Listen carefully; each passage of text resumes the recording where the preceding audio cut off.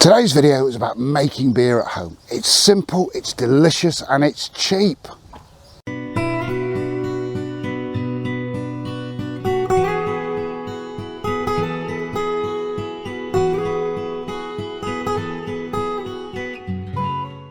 Hello, welcome to English Country Life.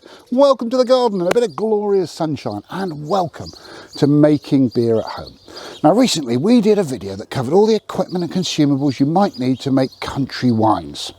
And one of the questions we got asked in that was, look, I've never made any of this kind of beer or wine at home. What do you think of beer kits? Should I give them a go? And the straightforward answer to that question is absolutely. If you've never made beer or wine, you want something that's straightforward and simple to do, my advice would be start with a beer kit. It requires minimal equipment. If you follow the instructions and you watch this video, you'll find it really simple to do. Now in this video, I'm going to cover the different types of kits and the pros and cons of each and the equipment that you need. But honestly, once you've watched it, you're going to realise there's almost nothing to it. And it's very quick and very simple to get started. So let's go.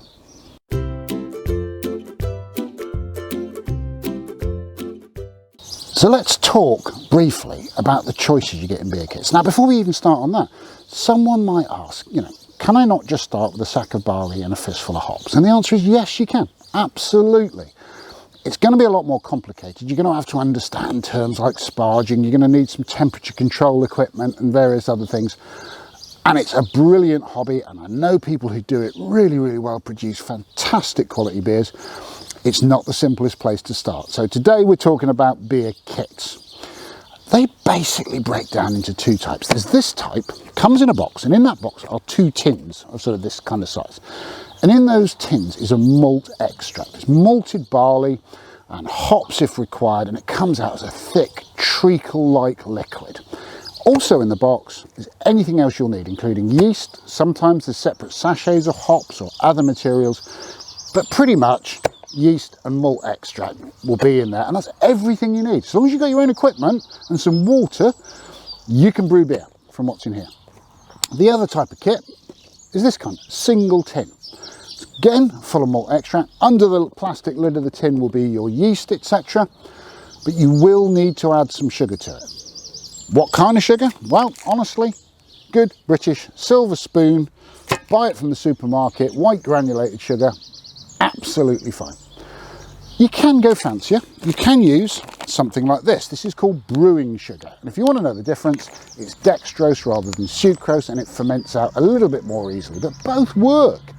You can also use something like spray malt. What's spray malt? Well, spray malt is a kind of dried malted material that also provides the additional material that you need over a single tin.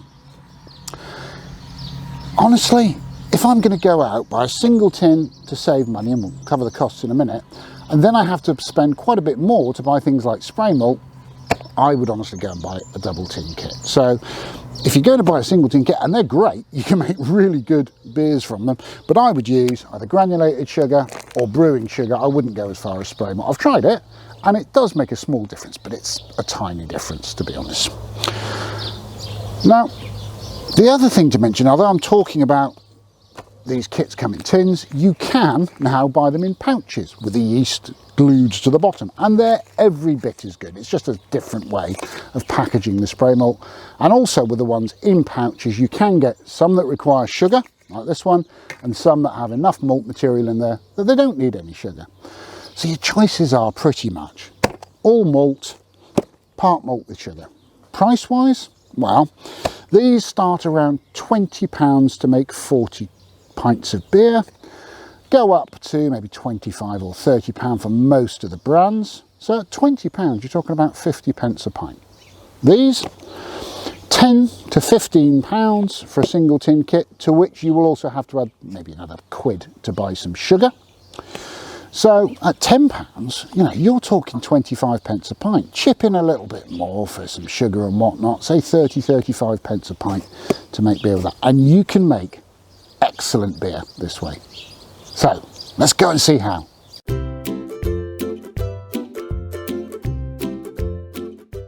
Let's look at the one bit of equipment we're going to need for making beer at home. A brewing bucket. All it is is a lidded bucket that holds 5 gallons, 25 litres, and you really want one with a tap on the bottom. You don't need two. We're not doing any racking over to get rid of sediment.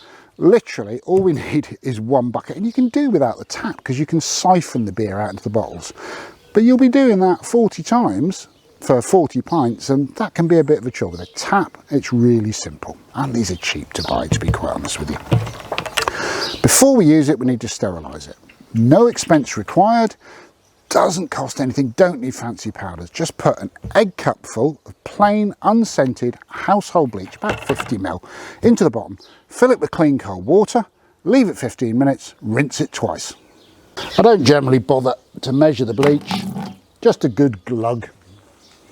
Then we'll just fill it with water.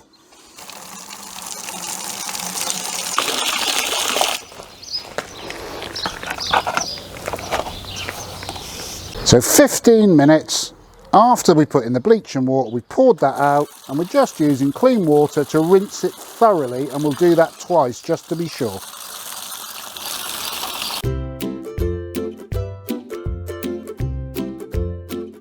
This is the kit we're going to make for demonstration purposes. It's a Cerveza kit made by Coopers, and Fiona really likes a glass of cold Cerveza at the end of a hard, hot, sunny day while we look over the chickens. The glass of Cerveza takes her back to her youth and holidays abroad. So that's what we're going to make. It's a single tin kit, and you don't need to spend a lot of money on Cerveza kits. So we will have to add some plain granulated British sugar to it. Let's come in close and have a look what you get. So on these simple kits, that is what you're going to get. A tin of malt, some yeast, and some instructions. And that's all you need. You may wonder where the instructions are. Well, on the inside of the label. So it's worth always making sure you've got them. Peel those off first, and then you can do what you need to do with a tin. So far, so simple. We've sterilised the brewing bucket, we've checked the contents of the kit, we've read the instructions.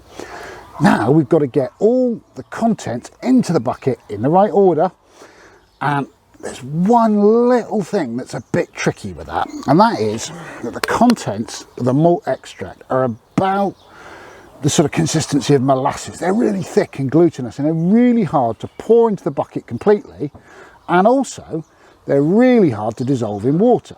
But there's a simple trick to make that so much easier.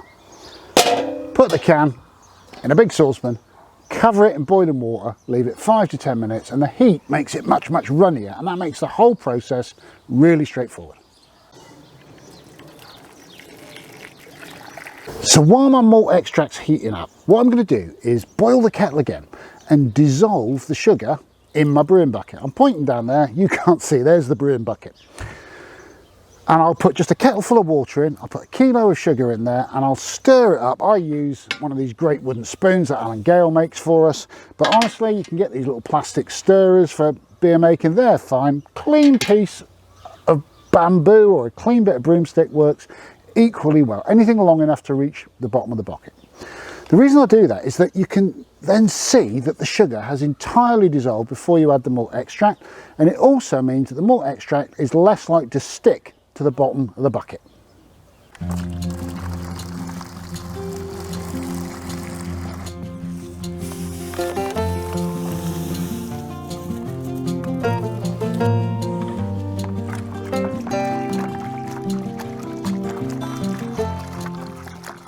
With the sugar dissolved in the brewing bucket, what I'm going to do, take out the tin of malt extract using oven gloves because I don't want to burn my fingers on the hot water. Take the lid off, pour it into the brewing bucket, and then I'm going to use another kettle full of boiling water to wash out the inside of the tin to make sure I get all the malt extract into the brewing vessel.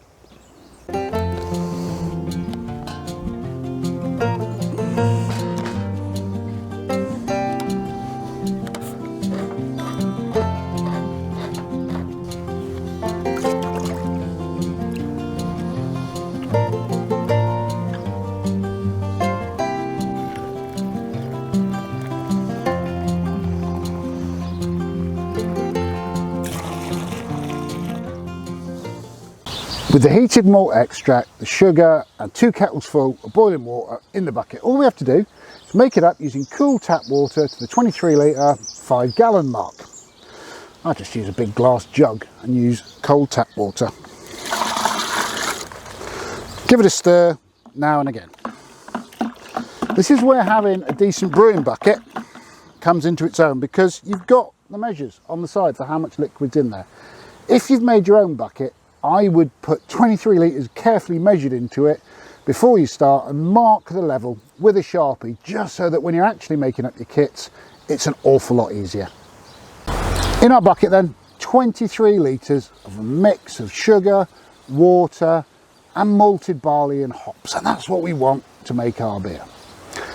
Now we're going to have to add the yeast, and it's important not to add the yeast earlier, because if you put the yeast in boiling water, you'll kill the yeast. Yeast's a living organism and it's happiest around 70 to 80 Fahrenheit, 20-25 centigrade, and that's what we want our beer to be at. So in my experience in our home, if I put 2 kettles full of boiling water in, top it up with cold, that's roughly the temperature that I get anyway. But if you've got a kitchen thermometer, it doesn't hurt just to check. Now there's an interesting point on temperature. Keeping your beer round about that temperature throughout the brewing process will give you a much better result. And that's hard to do in the winter unless you put some artificial heating on it. And there's things called heat pads and heat belts that will keep your beer warmer in the barrel. If you want to know about those, let me know and I'll do a short video. I'll explain how they work, I'll show you a few examples, and then you can brew beer all year round. If you want to keep it simple, brew when it's warm. Right, let's check the temperature and add the yeast. That looks spot on to me. Don't dump the yeast in, sprinkle it evenly right over the surface of your beer. You don't want it sinking in a solid clump, you want it mixed in well with all your malt and sugar and water.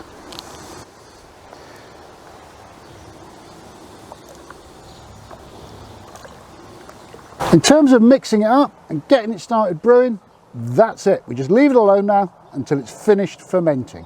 The process is that simple.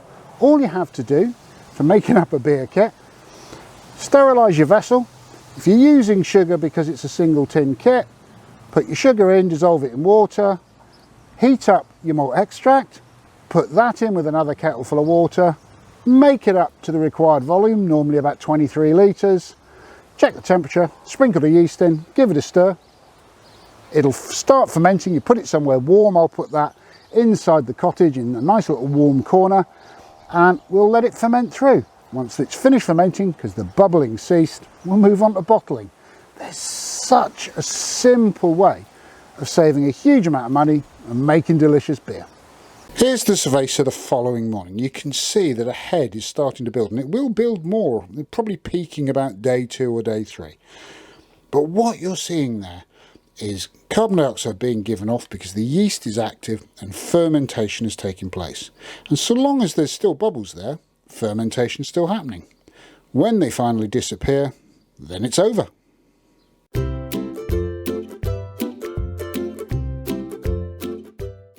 That beer's fully fermented after a couple of weeks. Let's take a quick look just to understand what to look for to know that fermentation's complete. This is our beer then. 2 ways that I tell that the fermentation is complete. Firstly, there are no more bubbles rising through it. Secondly, the clarity is greatly improved. I'm just pointing here at these marks, which are actually on the outside of the fermenting bucket, but because all the yeast and everything has finished its job and settled out, we can see through the beer to those marks. So with these lighter beers, that's a great way of telling that fermentation is complete. Now that we're sure that fermentation is complete, it's time to bottle our beer. We could keg the beer. We could put the whole lot into a single barrel and use it that way. But that's a little bit more of an advanced technique. It needs a bit more kit. Happy to talk about it, happy to show it. If you'd like to see the kegging of beer, please let me know in the comments down below. I would do a separate video on the topic. It's pretty straightforward, but just a little bit involved. But we're going to bottle our beer. This is about making beer making a very accessible hobby. So what kind of bottles do we use? Well, there's 3 choices, in my opinion, 3 major choices. And you've got to find a gas-tight bottle, a bottle that was designed to contain fizzy liquids. Use anything else, it's quite likely to blow up. The simplest, most accessible, cheapest are these old pop bottles. I like the 1 litre size. I've got friends that use the 2 litre size. It's entirely up to you. A couple of things to think about with these. One is the beer won't stay fizzy forever in these. I find about 18 months is about as good, maybe 2 years is about as long as it's ever going to last in these bottles. If you work within a 12-month window, they're absolutely fine. The other thing is, because they contain more liquid than you're going to get in a glass, and there's going to be a little bit of sediment in the bottom of the bottle, it's best to open the bottle, pour it into a jug, leaving the sediment behind, and then serve from that jug. That's what we and our friends do when we use it. They work really, really well, and you can get a big jug in any supermarket for a few pounds. So pop bottles is one. What else? This is the holy grail of bottles for homebrew makers. The Grolsch bottle, clip top bottle if you prefer. For a long time, Grolsch beer was sold in these. I know you can now get it in crown bottles, but it was originally always sold in these, and they're brilliant for homebrew. Put your beer in, top on, clip down, done! No disposable parts. The beer in it will last 5 years plus. They're absolutely brilliant. Just getting hold of them is a bit of a game. You can also get 1, 1.5 and 2 litre sizes in clip top bottles, often sold to have posh lemonade and things like that. If you can get a good supply of clip top bottles, do. They are the best and simplest for the job in my opinion. But a lot of the time you can't get enough of them. I've got about 70, which is great, but it's not enough for all my beer making activities. So as well as them, I use traditional crown cap beer bottles. The only downside is you need a crowning gun. They're not wildly expensive. You get one for probably a little bit under £20. And you need a supply of replacement caps. And again, they're remarkably cheap. So let's take a quick look at how you put a cap back on one of these bottles. This is what we need to get the job done. This is a new bottle crown. So the edges, these parts are all flared open, and it just sits on the top of the bottle, and we tighten it up with a crowner. This is a crowner, simple device with 2 levers. Sits on top of the crown. You pull the levers down till this part grips the neck of the bottle, and then pull them down further until they're horizontal. And this part up here will crimp in the edges of the crown, forming a gas tight seal around the neck of the bottle.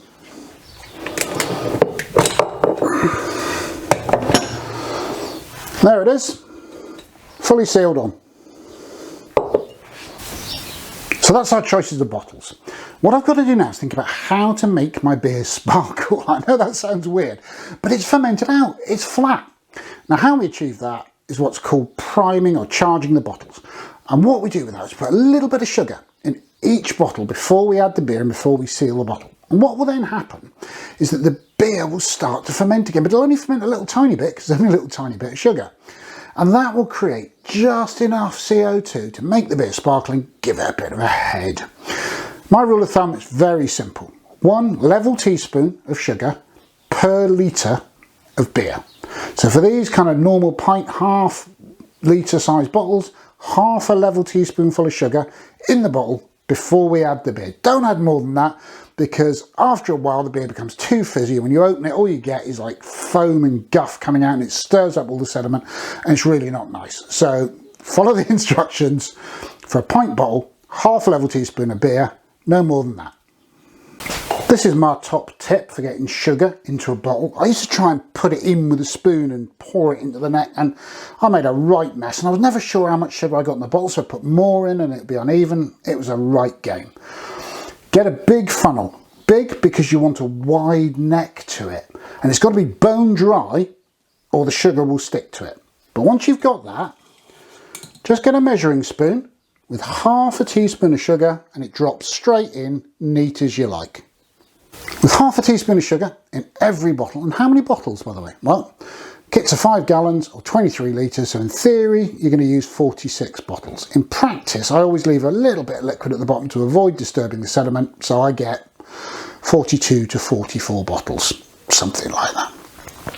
How to get the beer in? Well, the simplest way is you just connect a bit of plastic tubing to the tap on the bottom of the barrel, and you could use that tap to open and close it, all the liquid into the bottles, stopping it obviously as one bottle is as full as you want it, and that works. But I find it a bit fiddly. So what I've done is I do connect one end to the bucket, but at the other end I've put a tap in with a short piece that I put into the bottle, and then I can just open the tap, fill the bottle, close the tap, move on to the next bottle. And I find that a little bit easier. There are other devices. There's like a solid wand that attaches to the tube, which you can poke down to the bottom of the bottle, press on it, that opens a spring-loaded valve, fill the bottle. As soon as you lift it, spring cuts off the liquid flow, and you move on to the next bottle. There's many devices out there, but to be honest, a bit of plastic tubing is all I had for years, and it worked absolutely fine. The tap, as you can see, has a little step built into it to accept plastic tubing. But if you try and push plastic tubing onto that step, it's quite a game. You can get there in the end, but you put a lot of force on the tap. What I find easier is just to run the end of the tubing, just this little bit here, under a hot tap for about 10 seconds and then push it on. And it makes the plastic much softer, and as soon as it cools, it grips the tap firmly and stays solidly in place.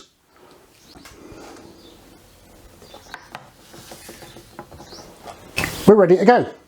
I'm going to use a couple of clear glass bottles just to demonstrate what's going on inside, but the rest of the beer is going into my standard brown beer bottles.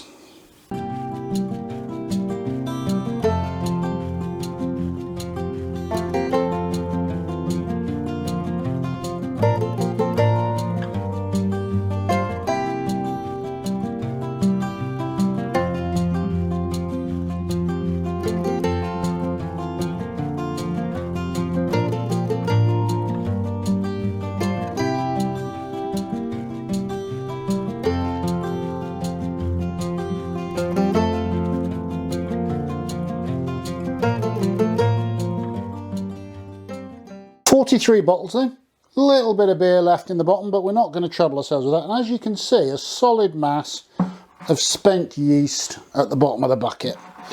At some point I must figure out how to make Marmite from that. So here's our beer, and it's got 42 friends. What I'm going to do with it now is I'm going to leave it warm in the cottage for about 7 days. And what that'll do, the yeast that remains of that beer will consume that little bit of sugar, that priming sugar that we put into the bottle, and it'll make the beer beautifully sparkling and able to produce a head. Then I'll put it outside in one of the outbuildings for 4 weeks, there or thereabouts, and that will allow time for any material that's caught up in the beer to settle out, leaving a beautifully clear beer. And then it's ready for drinking. Now, one question we do get asked a lot is, how do you sterilise your bottles? Well, here's 2 ways. First way, fill your brewing vessel with an egg cupful of bleach and cold water, and then using the tap, fill each bottle with that bleach solution. Make sure that after 15 minutes you rinse each bottle twice. That will be absolutely sterile. But another way I do that's a little bit quicker is pack them all into the dishwasher, put it on a really hot cycle, and run that cycle through on the dishwasher, and they come out sparkling clean, and absolutely I've never had a single bad bottle using that as a sterilising technique.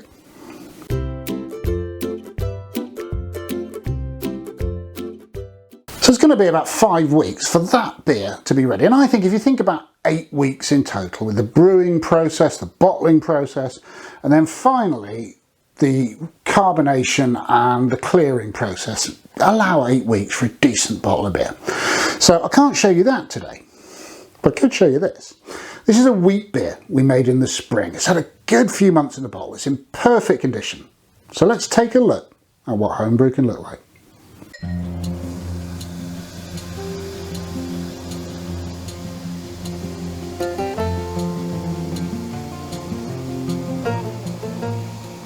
Not too much wrong with that. A little bit more head than normal, but it's a very hot day, and that always makes it foam just a little bit. If I put that in the fridge, that would have come out absolutely spot on. Well, I've poured that in a glass so that you can see just how beautifully crystal clear homebrew beer can be. It shouldn't be anything lesser than pub beer or shop beer. In many ways, it's actually even better. Forgive the wet hair, the thunder noises and the sounds of rain outside. We're having a torrential summer thunderstorm here. Anyway, although it's great in a glass, it's better in an English country life tankard. And if you want to support the channel, maybe think about getting one of those or one of our ethical t-shirts. We'll link to our eBay store in the description below. Thank you to everybody who's bought one recently. It really makes a difference and helps us do what we do. We are ever so grateful to you. Anyway, if you've enjoyed today's video, can you spare us 5 seconds and give us a thumbs up? Would you like to see more on this? Wine kit making? What about a review of the different types of beer kit and the qualities and the flavours and the tastes? If you want to hear any of that sort of stuff, just let us know in the comments. We'll be very happy to make those videos for you. If you want to see those videos and everything else we do on smallholder life and chicken keeping and veg growing and preserving, just whack on that subscribe button and the bell next to it. You'll hear every time we upload a new video. But whatever you do, come back and see us soon. Cheers.